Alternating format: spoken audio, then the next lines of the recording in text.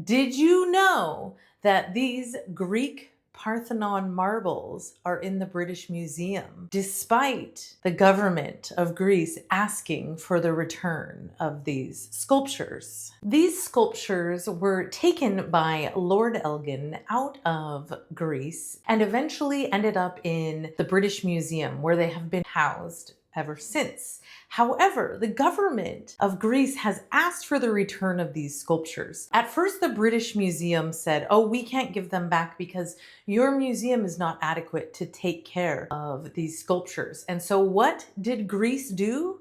Greece built a whole new Acropolis museum. After Greece was denied, in 2000, they opened up a competition to build the new Acropolis Museum, and that museum opened in 2009 to much fanfare. It is an architectural marvel. When you go to visit it, as you're walking into the museum, there's a whole area that's glass and you can see down through, you can see the ancient Greek ruins underneath that entrance to the museum. And once you're in the museum, you can look up and you see on the hill the Acropolis. You see the Parthenon temple up on that hill of the Acropolis. So it's a perfect site for these ancient Greek sculptures, yet somehow they're still in the British Museum. Why is that? This is a concept called repatriation. It's a really important topic in the contemporary museum world. What do we do with objects that have arrived to a museum through perhaps